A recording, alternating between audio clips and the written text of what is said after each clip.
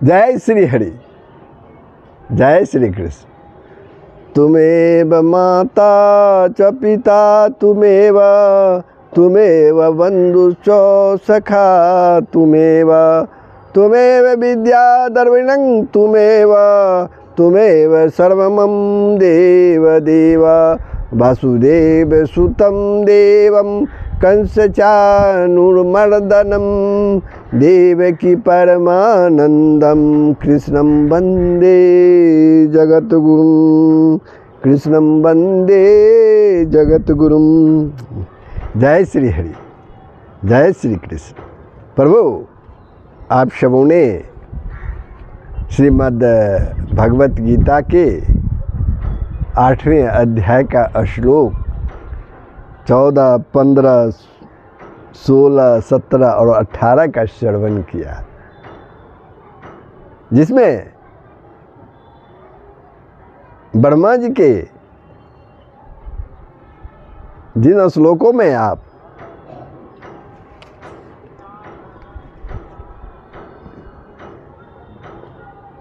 कलयुग यानी चारों युगों का समय काल के बारे में जानकारी ली। कि अब क्या जानकारी ली आप लोगों ने कि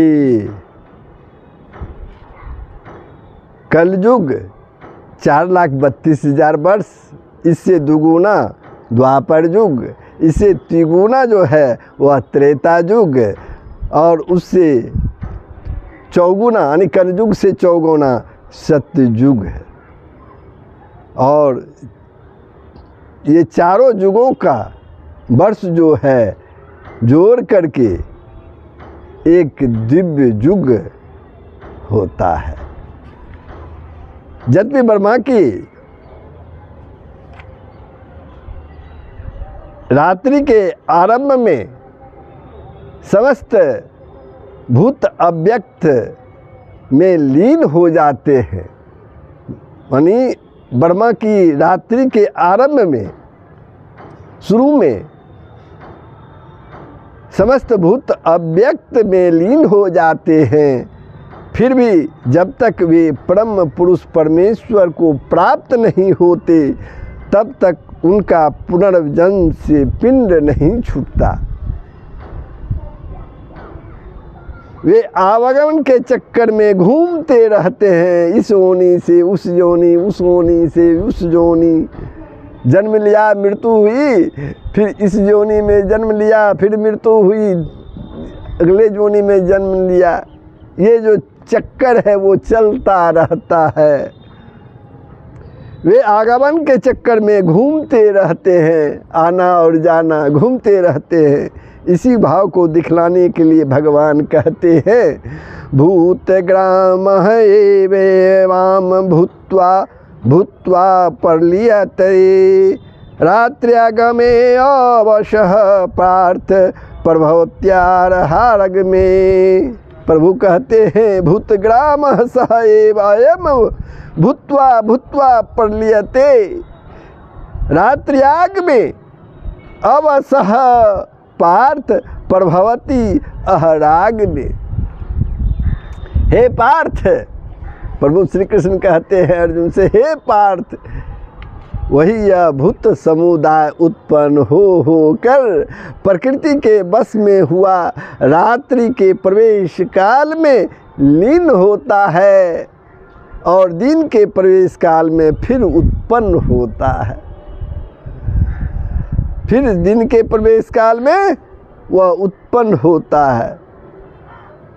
अब एक प्रश्न उठता है, स्वभाव के पराधीन समस्त सभी भूत प्राणी जो बार बार उत्पन्न होते हैं, उन्हें उनके अपने अपने गुण और कर्मों के अनुसार ठीक ठीक व्यवस्था के साथ उत्पन्न करने वाला जो है वो कौन है? प्रकृति, परमेश्वर, ब्रह्मा या कोई और है?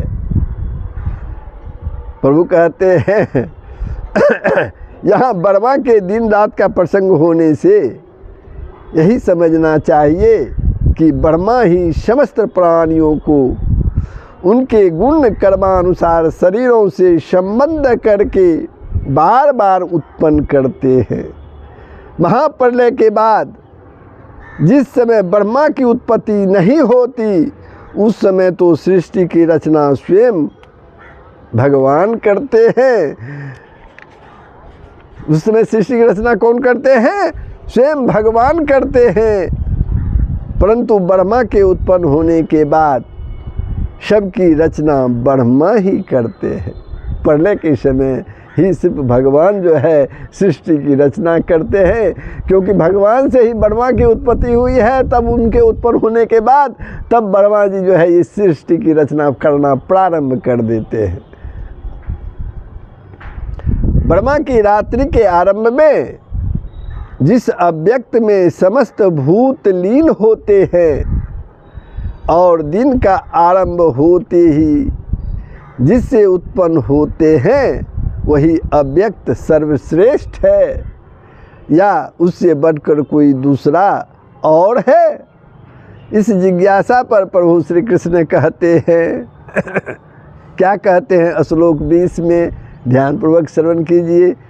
परः तस्मात् तु भावः अन्यन्य अव्यक्तः अव्यक्तात् सनातनः यः स सर्वेषु भूतेषु नश्यत्सु न विनश्यति। उस अव्यक्त से भी अति परे दूसरा अर्थात विलक्षण जो सनातन अव्यक्त भाव है, वह परम दिव्य पुरुष सब भूतों के नष्ट होने पर भी नष्ट नहीं होता। प्रभु श्री कृष्ण कहते हैं श्लोक 20 में।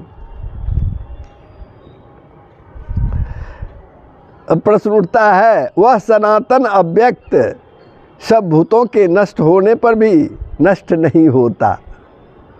इस वाक्य में सब भूतों से किसका लक्ष्य है? उसका नाश होना और उस समय उस सनातन अव्यक्त का नष्ट न होना वस्तुतः क्या है? प्रभु कहते हैं ब्रह्मा से लेकर ब्रह्मा के दिन रात्रि में उत्पन्न और विलीन होने वाले अपने अपने मन, इंद्रिय, शरीर, भोग्य वस्तु, वास स्थानों के सहित जितने भी चराचर प्राणी हैं, सब भूतों से यहाँ उन सभी का लक्ष्य है। सब भूतों से उन सभी का लक्ष्य है, उन्हीं को कहा गया है। महाप्रलय के समय स्थूल और सूक्ष्म शरीर से रहित होकर जो अव्याकृत माया नामक मूल प्रकृति में लीन हो जाते हैं, वही इनका जो है नाश है। उस समय भी उस प्रकृति के अधिष्ठाता सनातन अव्यक्त परम दिव्य पुरुष परमेश्वर प्रकृति सहित अन्य समस्त जीवों को अपने में लीन करके, अपने में मिला करके अपनी ही महिमा में स्थित रहते हैं। यही उनका समस्त भूतों के नष्ट होने पर भी नष्ट न होना है। आठवें और 10वें श्लोकों में अधिजग की उपासना का फल, ब्रह्म दिव्य पुरुष की प्राप्ति। 13वें श्लोक में परम अक्षर निर्गुण ब्रह्म की उपासना का फल, ब्रह्म गति की प्राप्ति। और 14वें श्लोक में सगुण साकार भगवान श्री कृष्ण की उपासना का फल, भगवान की प्राप्ति बतलाया गया है। इससे तीनों में किसी प्रकार का भेद भ्रम न हो जाए, इस उद्देश्य से अब सबकी एकता का प्रतिपादन करते हुए उनकी प्राप्ति के बाद पुनर्जन्म का अभाव दिखलाते हैं प्रभु श्री कृष्ण। और कहते हैं, यही बात जो है वो श्लोक 21 में श्रीमद् भगवद गीता के श्लोक 21 में कहे हैं। अव्यक्तः अक्षर इति युक्त तम आहु परमां गतिम यम प्राप्य न निर्वन्तन्ते तत् धाम परमं मम। एक बार और सुन लीजिए। अव्यक्तो अक्षरः इति युक्तः तम आहु परमां गतिम यम प्राप्य न निर्वतन्ते तत् धाम परमं माम।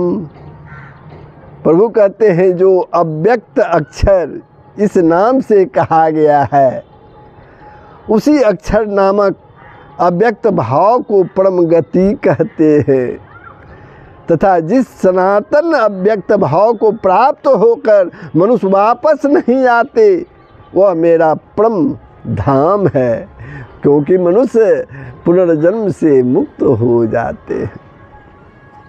मनुष्य जो है पुनर्जन्म से मुक्त हो जाते हैं। अब यहाँ इस श्लोक में एक पद आया है परम गति, ये शब्द आया है, यह किसका वाचक है इस श्लोक में? यहाँ परम विशेषण होने से यह भाव है कि जो मुक्ति सर्वोत्तम प्राप्य वस्तु है, मुक्ति सर्वोत्तम प्राप्य वस्तु है, जिसे प्राप्त कर लेने के बाद और कुछ भी प्राप्त करना शेष नहीं रह जाता, एवं जिसके प्राप्त होते ही संपूर्ण दुखों का सदा के लिए अत्यंत अभाव हो जाता है, उसी का नाम परम गति है। अब एक प्रश्न है, यहाँ परम धाम शब्द किसका वाचक है? परम गति शब्द भी आया और परम धाम शब्द भी आया, यह भी किसका वाचक है? और उसके साथ अव्यक्त अक्षर तथा परम गति की एकता करने का और जिसे प्राप्त होकर वापस नहीं आते, इस कथन का क्या अभिप्राय है, क्या मतलब है, क्या अर्थ है? प्रभु कहते हैं भगवान का जो नित्य धाम है, भगवान का जो नित्य धाम है वह भी सच्चिदानंदमय दिव्य चेतन और भगवान का ही स्वरूप होने के कारण वास्तव में भगवान से अभिन्न ही है। अतः यहाँ परम धाम शब्द जो है भगवान के नित्य धाम, उनके स्वरूप एवं भगवत भाव, इन सभी का ही वाचक है। अभिप्राय यह है कि अर्थ यह है कि भगवान के नित्य धाम की, भगवत भाव की और भगवान के स्वरूप की प्राप्ति में कोई वास्तविक भेद नहीं है, कोई अंतर नहीं है। इसी तरह अव्यक्त अक्षर की प्राप्ति में तथा परम गति की प्राप्ति में और भगवान की प्राप्ति में भी वस्तुतः कोई भेद नहीं है। इसी बात को समझाने के लिए यह कहा गया है कि जिसको प्राप्त करके मनुष्य नहीं लौटता वही मेरा परम धाम है। जो मनुष्य परम धाम को प्राप्त कर लेता है, उस धाम को प्राप्त कर लेता है और वापस नहीं लौटता, वही मेरा परम धाम है, प्रभु श्री कृष्ण कहते हैं। उसी को अव्यक्त अक्षर तथा परम गति भी कहते हैं। साधना के भेद से साधकों की दृष्टि में फल का भेद है, यही कारण है उसका भिन्न भिन्न नामों से वर्णन किया गया है। अर्थात रूप में वस्तुगत कुछ भी भेद न होने के कारण यहाँ उन सब की एकता दिखलाई गई है। इस प्रकार सनातन अव्यक्त पुरुष की परम गति और परम धाम के साथ एकता दिखलाकर अब उस सनातन अव्यक्त परम पुरुष की प्राप्ति का उपाय बतलाते हैं प्रभु श्री कृष्ण श्लोक 22 में, जिसका ध्यानपूर्वक आप श्रवण कीजिए। पुरुषः सह परा पार्थ भक्तया लभ्यस्तवन्या यस्यांत स्थानि भूतानि येन सर्वमिदं ततम्। हे पार्थ, प्रभु श्री कृष्ण कहते हैं अर्जुन से, हे पार्थ, जिस परमात्मा के अंतर्गत, जिस परमात्मा के अंदर सर्वभूत हैं और जिस सच्चिदानंद घन परमात्मा से यह सब जगत परिपूर्ण है, भरा हुआ है, वह सनातन अव्यक्त परम पुरुष तो अनन्य भक्ति से ही प्राप्त होने के योग्य है। प्रभु श्री कृष्ण कहते हैं। तो यहाँ एक प्रश्न उठता है, जिस परमात्मा के अंतर्गत सर्वभूत हैं और जिस परमात्मा से यह सब जगत परिपूर्ण है, सब पूर्ण जगत जो है परिपूर्ण है, उन दोनों वाक्यों का क्या अभिप्राय है? प्रथम वाक्य से यह समझना चाहिए कि जैसे वायु, तेज, जल और पृथ्वी चारों भूत आकाश के अंतर्गत हैं। क्या क्या है? वायु, तेज, जल और पृथ्वी, ये चारों भूत आकाश के अंतर्गत हैं। आकाश ही उनका एकमात्र कारण और आधार है। उसी प्रकार समस्त चराचर प्राणी अर्थात सारा जगत परमेश्वर के ही अंतर्गत है, परमेश्वर से ही उत्पन्न है और परमेश्वर के ही आधार पर स्थित है। दूसरे वाक्य से यह बात समझनी चाहिए। दूसरे वाक्य क्या? जिस परमात्मा से यह सब जगत परिपूर्ण है। दूसरा वाक्य है, दूसरे वाक्य से यह बात समझनी चाहिए कि जिस प्रकार वायु, तेज, जल, पृथ्वी इन सब में आकाश व्याप्त है, उसी प्रकार यह सारा जगत अव्यक्त परमेश्वर से व्याप्त है। यही बात 9वें अध्याय के 4, 5वें और 6वें श्लोकों में विस्तार पूर्वक दिखलाई गई है, जो आप आगे इसका श्रवण कर सकेंगे। अनन्य भक्ति किसको कहते हैं? अनन्य भक्ति किसको कहते हैं और उसके द्वारा परम पुरुष का प्राप्त होना क्या है?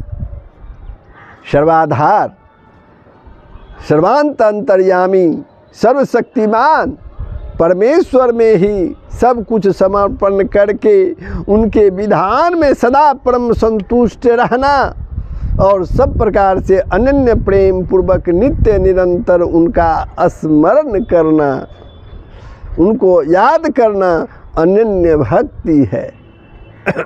और इस अनन्य भक्ति के द्वारा साधक अपने उपास्य देव परमेश्वर के गुण, स्वभाव और तत्व को भली भांति जानकर, गुण और स्वभाव को भली भांति जानकर उनमें तन्मय हो जाता है और शीघ्र ही उनका साक्षात्कार करके कृत हो जाता है। किनका? प्रभु का साक्षात्कार करके। यही साधक का उस परमेश्वर को प्राप्त कर लेना है।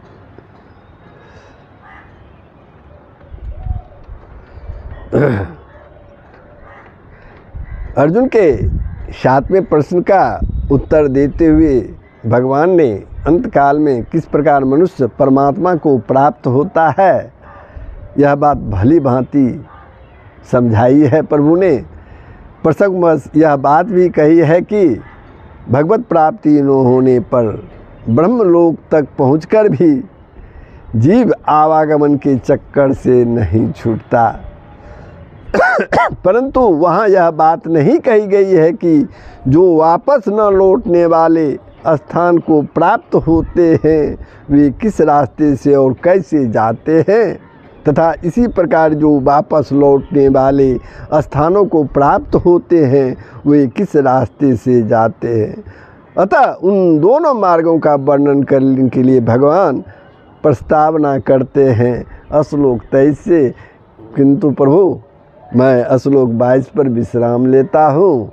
अब ये प्रसंग जो था आप लोगों ने श्रवण किया कि कैसा लगा, कमेंट के माध्यम से बताएंगे। यदि आपने वीडियो को सब्सक्राइब नहीं है तो कर देंगे, शेयर ज़रूर करेंगे ताकि दूसरे भी इसका श्रवण कर पुण्य के भागी बन सके। जय श्री हरि। सबका कल्याण हो, पूरे विश्व का कल्याण हो। जय श्री हरि।